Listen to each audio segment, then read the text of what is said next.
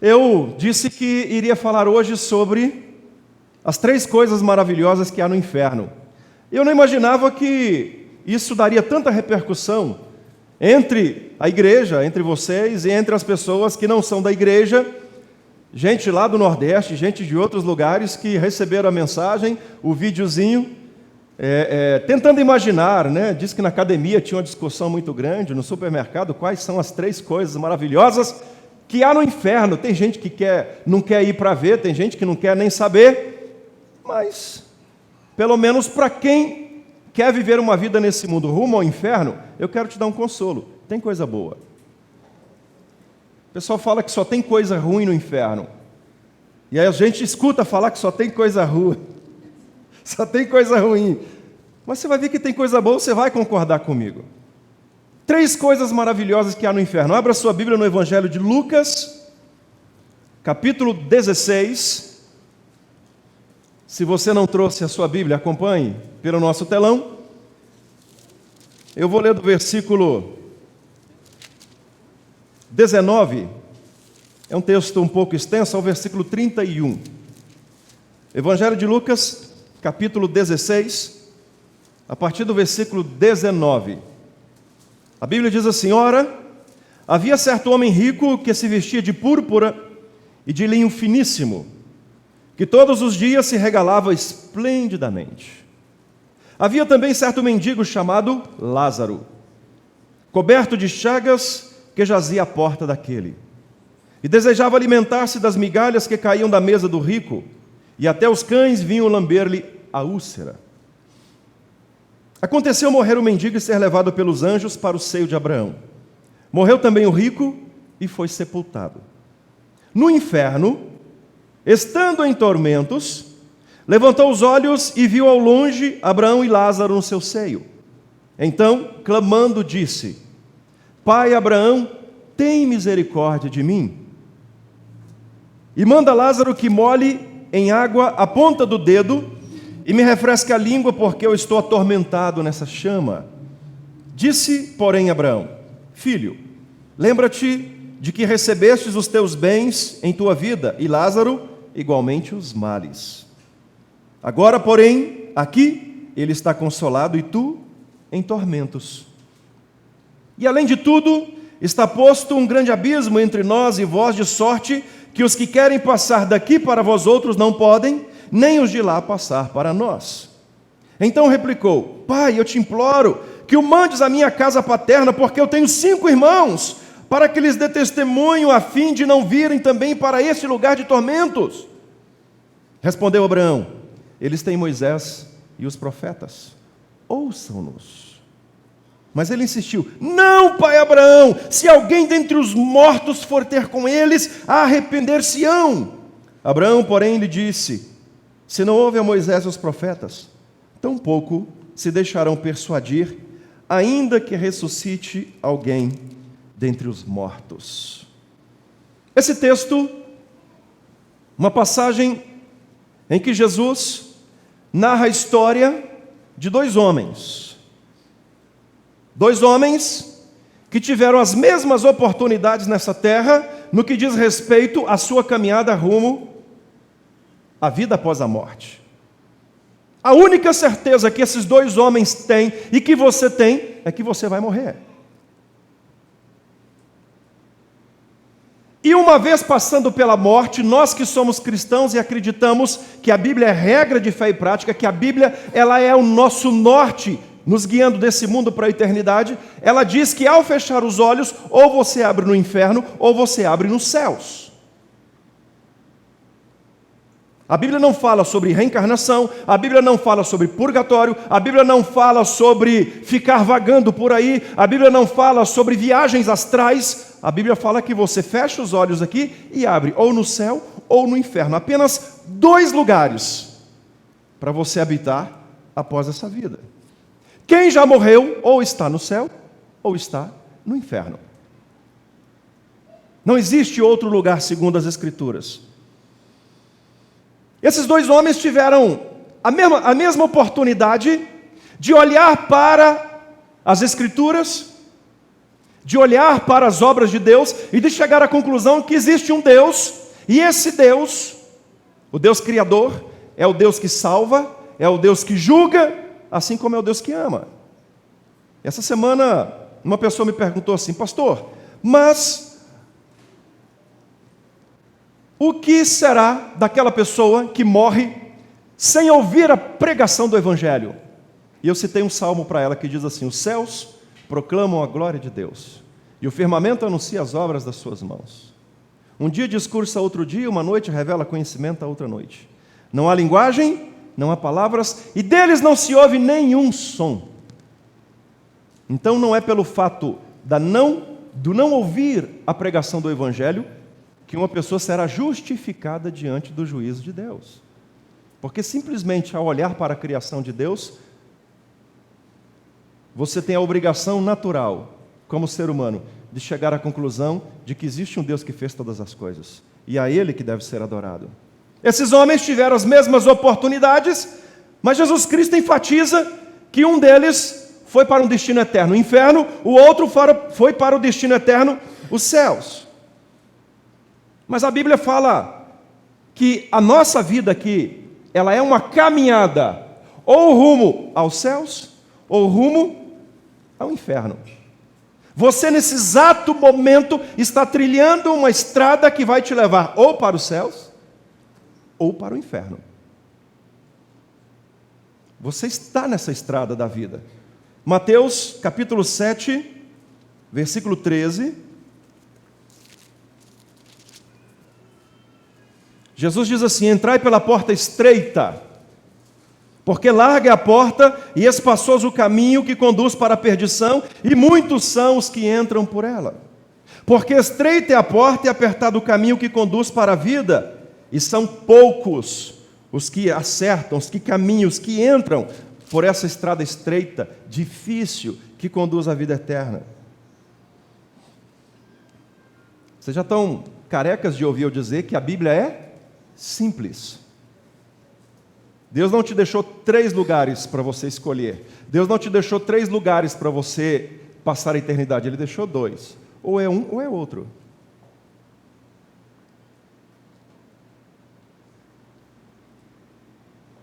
Ele não diz que você tem Deus, o diabo e o fulano de tal. Você tem Deus e o diabo. Ele não diz que você pode ser luz, trevas ou penumbra. Ele diz que você ou é luz ou é trevas. Ele diz que você vai para o céu ou vai para o inferno. Existem 2 estradas.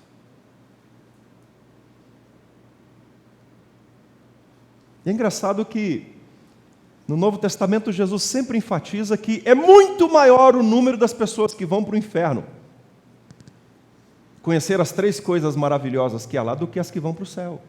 Apocalipse capítulo 20, versículos 7 e 8.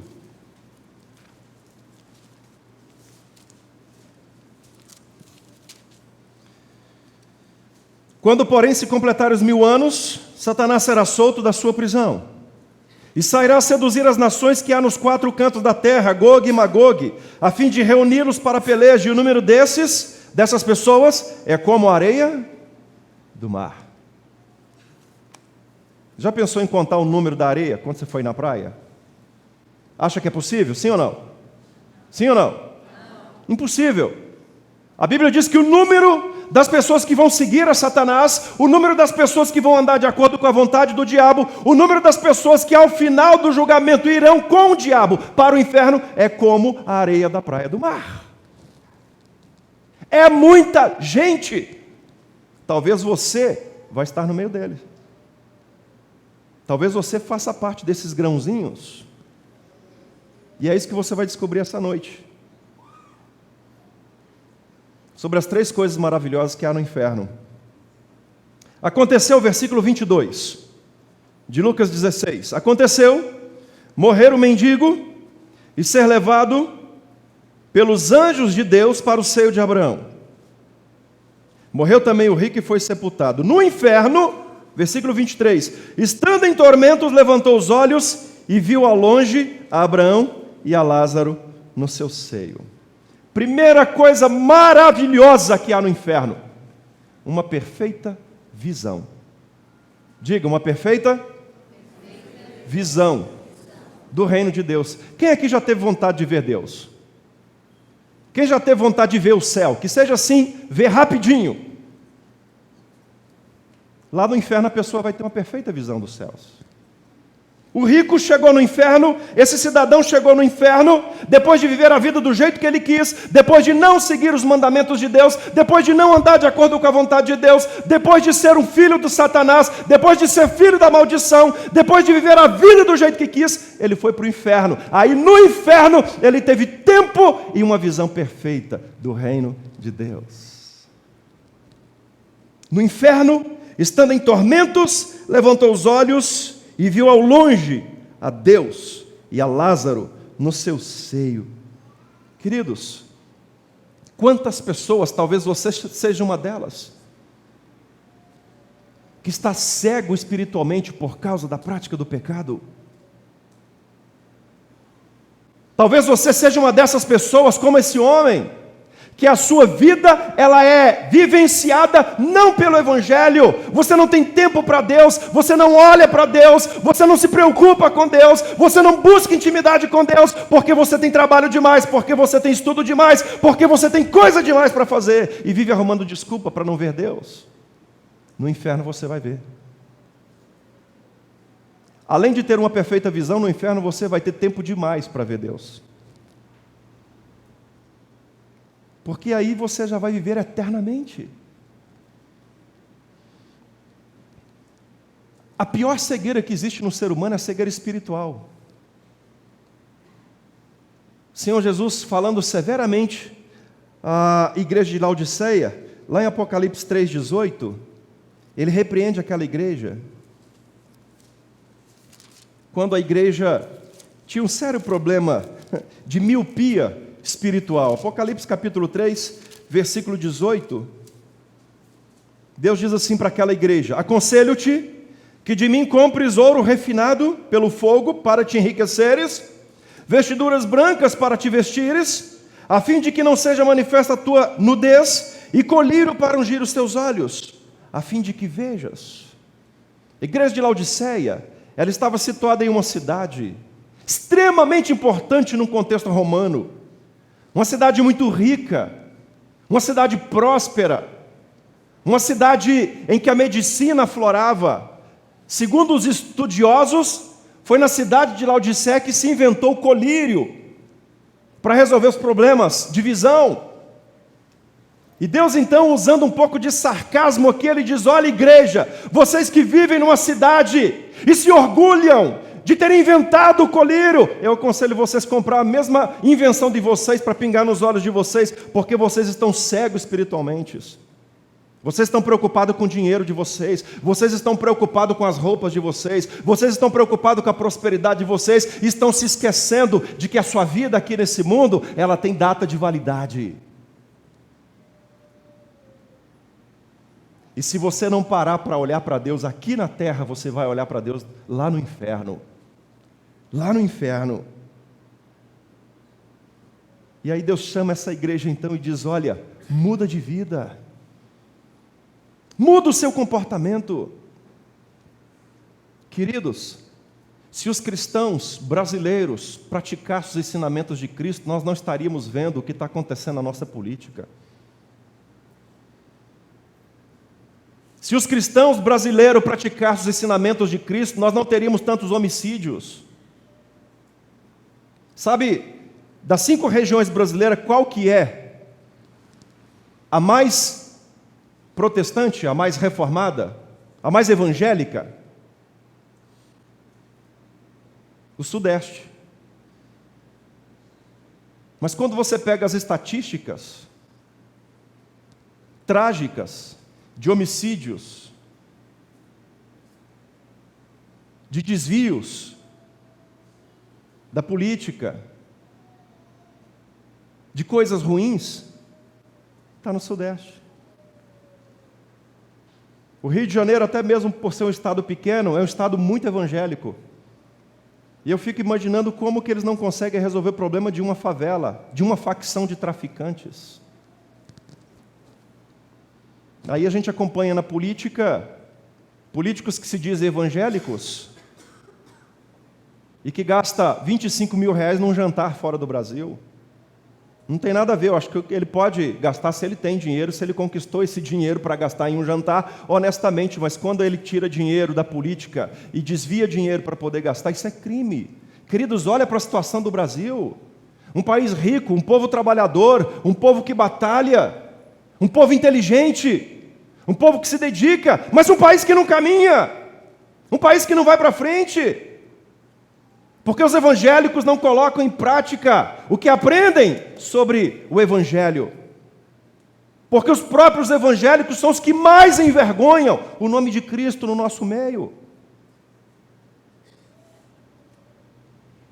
Estava lendo essa semana uma frase do Caio Fábio, pastor Caio Fábio, que por mais que muitos tenham execrado a vida dele, eu acredito que ele é um pastor, um homem de Deus, vocacionado por Deus e vai continuar sendo até a volta de Cristo. E ele diz assim, olha, a pessoa, quando se converte, ela se torna pior do que era antes. Porque antes, ela tragava um gole de álcool, agora ela traga a alma dos seus irmãos da igreja. Porque antes, ela cheirava um pó de cocaína, agora ela cheira a esperança das pessoas quando maquina o mal contra o seu próximo. E aí as pessoas olham e falam assim, nossa, o pastor Caio Fábio está revoltado. Não, não está revoltado, ele está falando a verdade. A verdade que o cristianismo que nós vivemos hoje é um cristianismo que não quer olhar para Deus. É um cristianismo onde você vê os problemas familiares, os problemas sociais, os problemas espirituais e os problemas de relacionamento, os piores deles, são cristãos. Será que esse rico não conhecia os 4 livros da lei? Os 5 livros da lei? Os livros da Torá? Os primeiros livros da Bíblia, Gênesis, Êxodo, Levítico, Números, Deuteronômio? Claro que conhecia! Será que ele nunca tinha ido para escutar os sacerdotes falar sobre o Evangelho? Claro que sim! Mas ele não tinha tempo para olhar para Deus. Aí ele vai para o inferno, e no inferno ele vê de longe a Deus. Ele tem uma contemplação espiritual maravilhosa, olhando Deus. Olha o que Jesus fala sobre a cegueira espiritual, Lucas 18. Um pouquinho à frente. Lucas 18, Jesus diz assim, a partir do versículo 10. 2 homens subiram ao templo, um com o propósito de orar. Um fariseu, conhece a lei, conhece a Bíblia, conhece os livros da lei, conhece os profetas, conhece a história de Deus. E um publicano, um Zé Ninguém. Uma pessoa que, para os judeus, para os fariseus, não tinha vida com Deus, não seria salvo. O fariseu, posto em pé, orava para si mesmo dessa forma: ó Deus, graças te dou, porque não sou como os demais homens, roubadores, injustos, adúlteros, e nem ainda como esse publicano. Jejuo 2 vezes por semana, dou dízimo de tudo que ganho. E o publicano, estando em pé, longe, não ousava sequer levantar os olhos aos céus e batia no peito, dizendo: ó Deus, sê propício a mim, pecador. Eu sou miserável. Talvez esse homem que morreu e foi para o inferno se achava tão seguro diante da sua própria soberba espiritual que tinha como certo e garantido a sua salvação.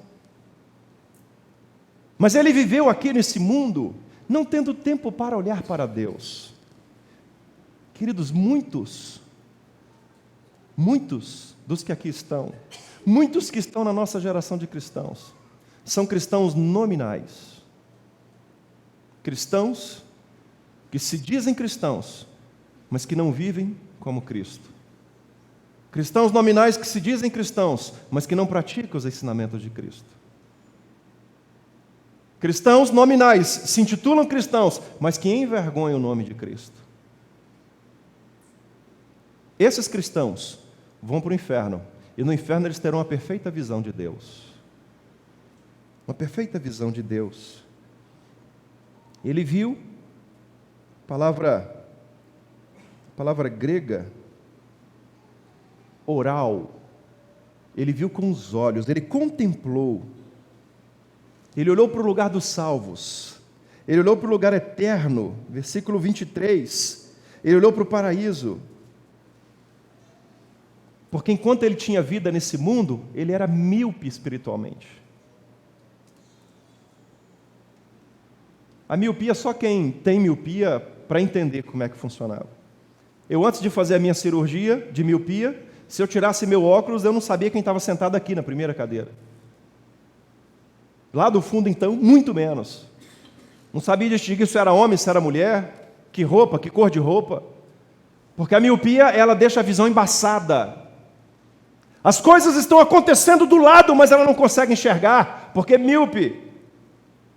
Um cristão, quando ele é míope espiritualmente, o mundo está acabando ao redor dele, as profecias estão se cumprindo, Deus está gritando para que ele venha para Cristo, para que ele pratique os mandamentos, para que ele seja fiel, mas ele não consegue enxergar isso. A vantagem é que no inferno, você estará no seu corpo eterno, então a miopia não vai fazer parte da sua vida. Esse homem olhou de longe, e aí ele viu quem? Ele viu Deus.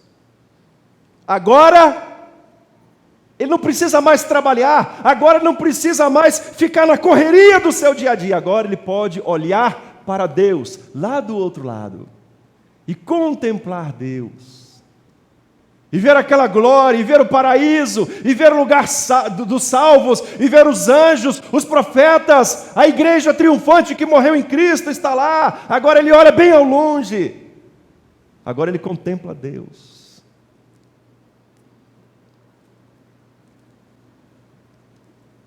Versículo 24. Então, clamando, disse: Pai Abraão, tem misericórdia de mim e manda Lázaro que molhe em água a ponta do dedo e me refresque a língua, porque eu estou atormentado nessa chama. Agora Deus não é apenas alguém mais obsoleto, agora Deus não é apenas mais uma história, agora Deus não é apenas mais uma pregação bíblica, agora Deus não é mais alguém que a gente ouviu dizer e que a gente leu nas Sagradas Escrituras, agora Deus para ele é Pai. Pai Abraão. Já viram criança quando faz coisa errada? A Miriam, quando ela entorna alguma coisa, ela não diz que entornou no chão. Ela chega para a gente já falando assim: eu vou limpar, eu vou limpar. Você já sabe que já fez bagunça. Agora não é mais o Deus da Bíblia, o Deus da pregação. Agora é Pai Abraão. Agora ele tem uma visão de Deus não apenas como Deus o Criador, não apenas como Deus da Bíblia, como Pai. Queridos, olha que lindo. Não é lindo? A visão que esse homem tem de Deus é linda demais. A perspectiva que esse homem tem de Deus lá do inferno é maravilhosa.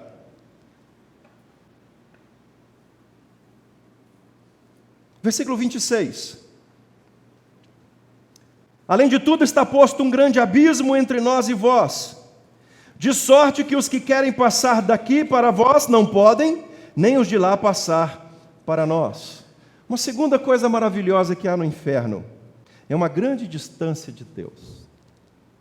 Agora você não precisa mais inventar desculpa para não ir na igreja. Ô pastor, chegou uma visita na hora do culto.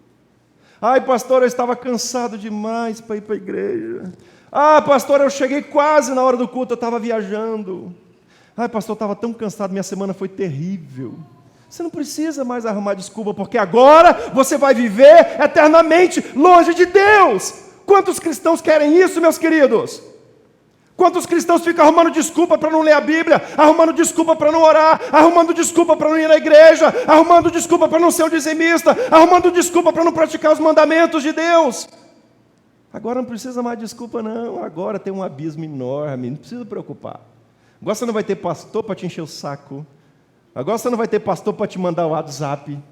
Agora você não vai ter pastor para te dar CD para você ouvir a pregação, para colocar no Facebook, para colocar ali, para falar no rádio. Agora você não precisa se preocupar mais, porque agora você vive eternamente distante de Deus. É isso que você quis a vida inteira. Agora é curtir. Agora é aproveitar. Uma grande distância de Deus.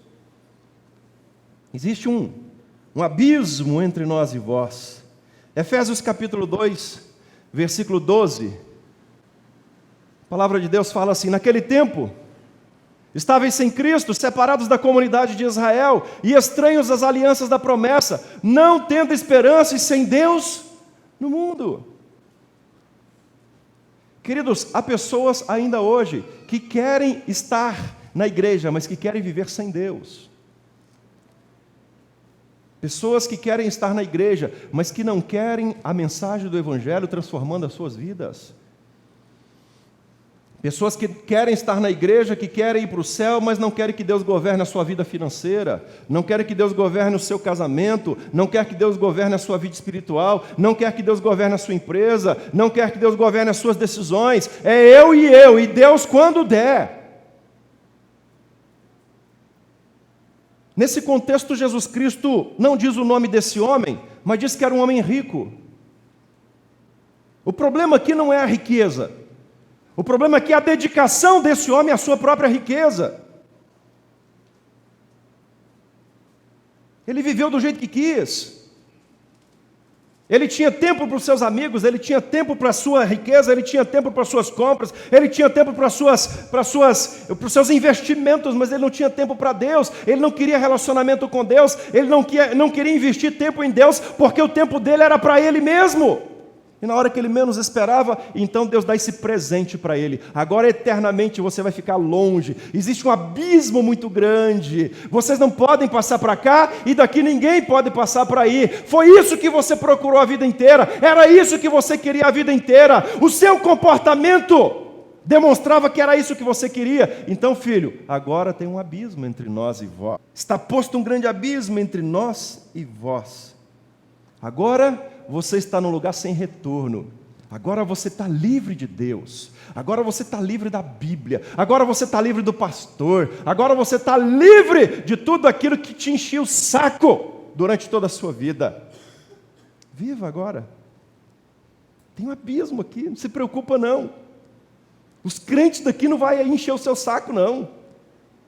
O pastor daqui não vai pregar para você, mas não, acabou. Fica tranquilo. Curta a sua vida, aproveita, viva em paz, faça tudo o que você sempre quis fazer. Agora Deus não se importa mais com você.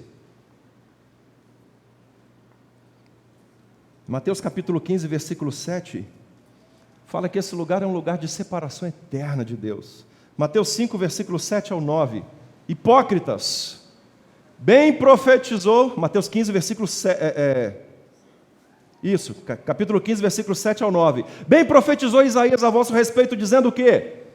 Este povo honra-me com lábios, igreja comigo, mas o seu coração está longe de mim. Esse povo honra-me com lábios, fala de mim, canta para mim, profetiza para mim, fala do meu nome, fala da minha Bíblia, mas o seu coração está distante, não tem vida comigo, não quer compromisso comigo. Versículo 9.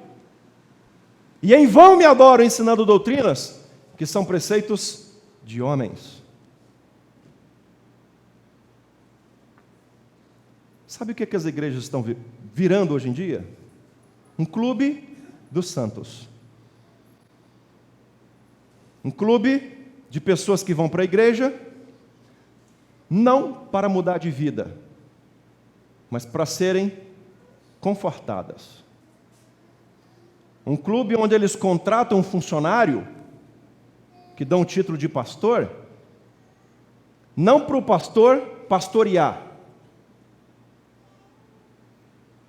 não para o pastor ensinar, não para o pastor corrigir, não para o pastor conduzir, mas eles contratam um funcionário para que esse funcionário faça o que eles querem.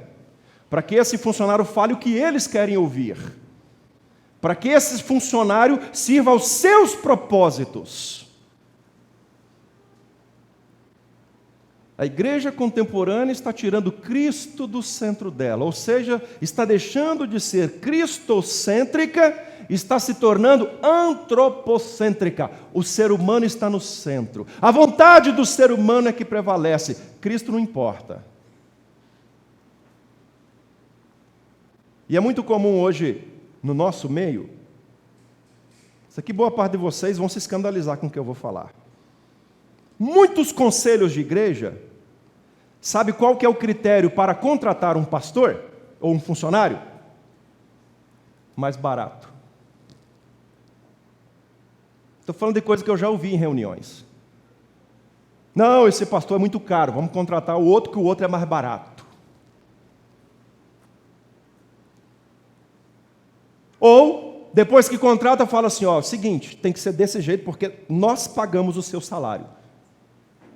Então, o senhor tem que fazer as coisas direitinho, do jeito que a gente está falando. Porque senão a gente manda o senhor embora e contrata outro, porque está cheio de pastor aí. Inclusive mais barato que o senhor. Isso é comum. Nisso está se tornando a igreja evangélica.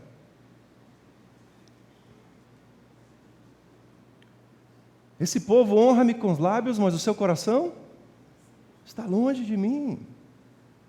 A Bíblia diz que do coração procede fontes de vida. Tem muito cristão que não pega no revólver para matar o seu semelhante, mas no coração ele mata. Tem muito cristão que ele não pega uma faca para esfaquear o seu semelhante, mas com a língua ele esfaqueia.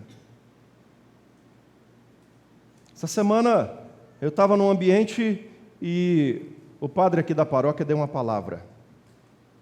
E eu pensei, eu vou convidar ele para pregar lá na nossa igreja. Porque o que ele falou de cristãos que não vivem Cristo,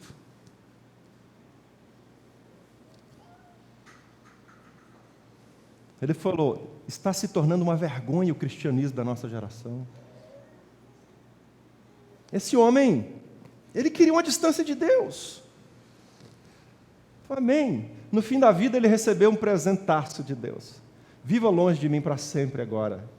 Agora você não tem mais ninguém para te atazanar. O que você buscou agora vai ser real. Distância de Deus. A vida que você queria agora é real. Distante de Deus para sempre.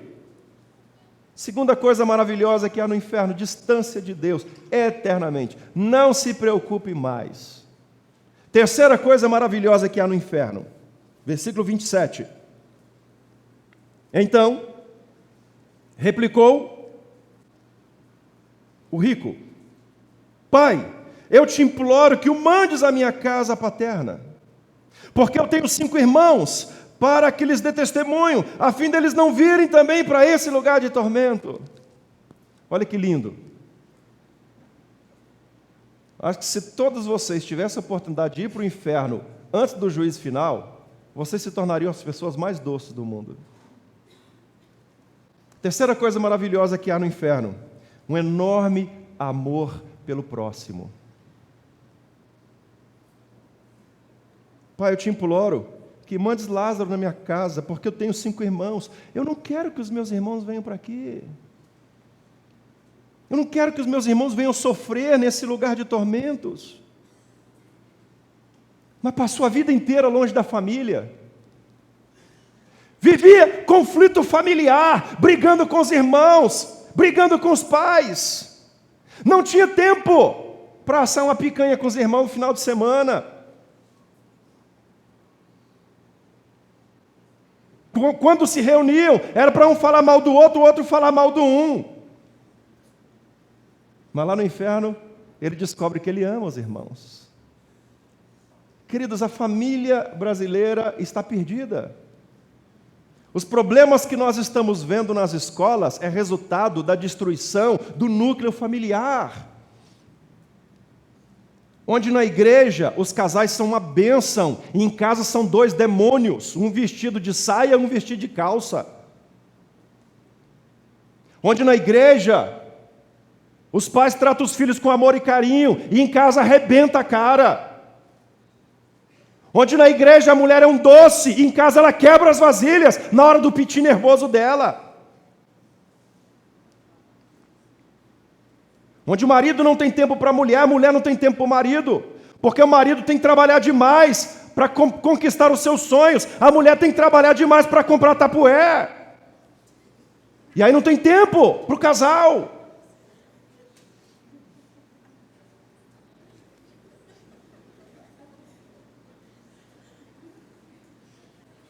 Aí os filhos vão crescendo, sem ter a presença do pai, marcante na vida dele. Reunido com a nossa equipe de diaconia ontem, eu falei sobre legado. Que legado você tem deixado para os seus filhos? Ai, pastor, eu tenho deixado casa, eu tenho deixado um carro, eu tenho deixado uma poupança boa para eles, que eles vão viver bem. Isso não é legado. Dinheiro acaba, legado é algo que não acaba, é algo que o tempo não corrói.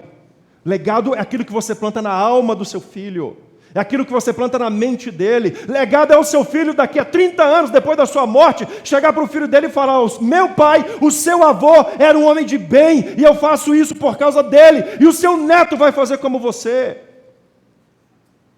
Ontem na nossa reunião aqui com a equipe da diaconia, eu trouxe 2 Bíblias, que estão ali no meu escritório. Uma Bíblia pertenceu a um homem chamado Quirino Gomes, meu bisavô. Eu tinha também a Bíblia de um homem chamado Eduardo Ferreira, meu avô, filho de Quirino Gomes.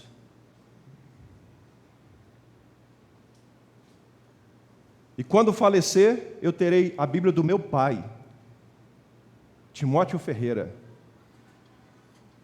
E quando eu morrer, eu vou passar a Bíblia do Quirino Gomes, do Eduardo Ferreira, do Timóteo Ferreira e do Alexandre Ferreira para o Lucan Alves Pevidor.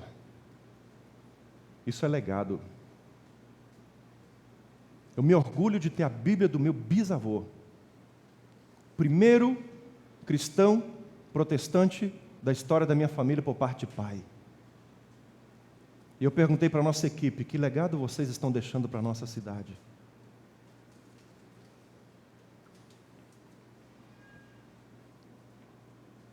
Esse homem descobriu no inferno um grande amor pelos seus irmãos. A palavra, a expressão, a frase, amarás o teu próximo como a ti mesmo, aparece a primeira vez lá em Levítico 19, versículo 18. Levítico 19, 18. Mas, em todo o contexto bíblico, ela aparece mais de 10 vezes. Mais de 10 vezes. A ordem de Deus é: amarás o teu próximo como a ti mesmo. E essa frase se repete, Antigo e Novo Testamento, por 10 vezes. Agora, se eu e você, se essa igreja aqui, nessa cidade, praticar na integralidade esse mandamento: amarás o teu próximo como você se ama, a nossa cidade será o melhor lugar do mundo para viver. O problema é que o cristão, ele acha que ele é Deus. Ele acha que para entrar aqui, primeiro tem que ser santo. Ele acha que ser santo é apenas fazer parte da igreja e não cumprir com os mandamentos. Aí, ele se torna cristão, mas ele não muda de vida. Aí ele fica um cristão caloteiro, um cristão ladrão, que compra e não paga. Aí ele vira um cristão fofoqueiro, que fala mal do seu semelhante, ou que gosta de ouvir falar mal do seu semelhante. Aí ele vira um cristão que Cristo, quando olha para ele, dá meia volta, e o diabo olha para ele e fala assim: eu não acredito que você está fazendo isso.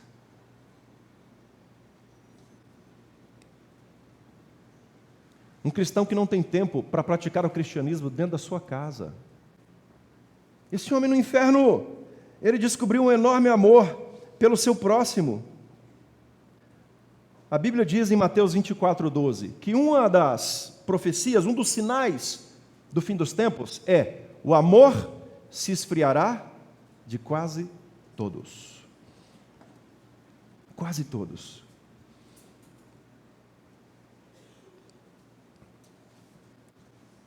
E sabe onde o amor começa a se esfriar? Não é lá no seu trabalho. Não é aqui na igreja. Não é lá no futebol. Não é na rua. O amor começa a se esfriar dentro da sua casa. Os problemas de conflitos e relacionamentos que você tem dentro da igreja é resultado dos conflitos que você tem dentro de casa. Os conflitos que você tem lá no seu trabalho é resultado dos conflitos que você tem dentro da sua casa, e por aí vai.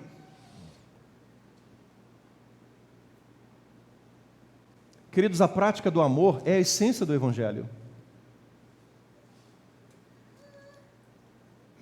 Onde a falta dele significa que Jesus Cristo está às portas para o juízo final. Esse homem descobriu um amor pela família. Até que ponto você ama a sua família? Até que ponto você tem lutado pelo seu casamento? Até que ponto você tem sido exemplar para os seus filhos? Até que ponto você é um marido cuidador da sua esposa? Até que ponto você é uma esposa lado a lado do seu marido?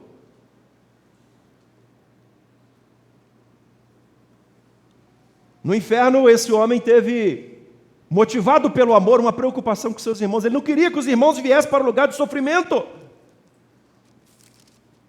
Mas ele só descobriu isso no inferno, porque sequer ele teve tempo para cuidar da salvação da alma dele. E agora no inferno, ele não quer que os irmãos venham. E Deus disse: olha, eles terão as mesmas oportunidades que você teve. Moisés e os profetas, uma referência à Bíblia Sagrada. Ouça-nos. Agora, se eles ficarem preocupados, como porcos, que são incapazes de levantar a cabeça e olhar para Deus, e pensar que a vida sua pode ser muito mais curta do que você imagina, então eles irão para o mesmo lugar que você. Para o mesmo lugar que você. Esse homem no inferno, motivado pelo enorme amor pelo próximo, ele descobriu dentro do seu coração um enorme desejo de bem pela sua família. Queridos, há 3 coisas maravilhosas no inferno. Versículo 23. Uma visão perfeita de Deus. Versículo 26. Uma grande distância dos céus. Porque tem muito cristão vivendo dessa forma, como se não quisesse Deus na vida dele. E versículo 27 e 28, um enorme amor e preocupação pelo seu próximo. Se você não tem isso aqui agora, se você não tem visão de Deus, se você vive como se quisesse Deus longe de você, e se você não separa tempo para se preocupar e amar a sua própria família, cuidado, que amanhã você pode abrir os olhos no inferno. Lá você vai ter tudo isso. É por isso que eu disse que o inferno não é de total ruim. Tem coisas boas. Só que eu quero finalizar dizendo que de lá você não sai mais. De lá não se muda mais o rumo da sua vida. Você vai passar eternamente longe de Deus. Você vai passar eternamente olhando a vida daqueles que estão com Deus no paraíso, e você vai passar eternamente cultivando um amor platônico que não pode mais ser praticado. Agora você não vive mais com sua família. Agora você não convive mais com seus irmãos. É apenas uma vaga lembrança. Céu ou inferno? A escolha é sua. Feche os seus olhos. Vamos orar.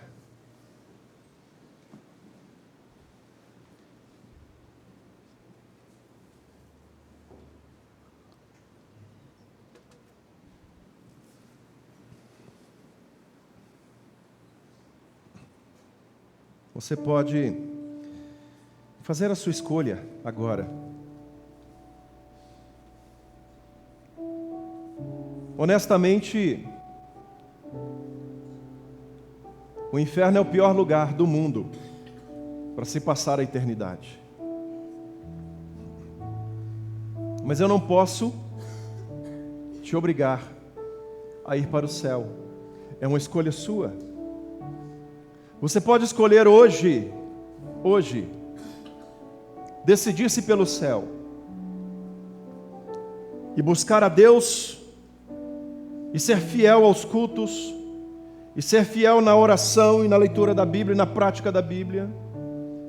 Você pode escolher a partir de hoje olhar para Deus como a essência da sua vida, como tudo de importante que você tem, mais valoroso do que qualquer bem dessa terra. E você pode, a partir de hoje, decidir amar a sua família como nunca amou. Ou você pode esperar o inferno para você cultivar isso. A escolha é sua.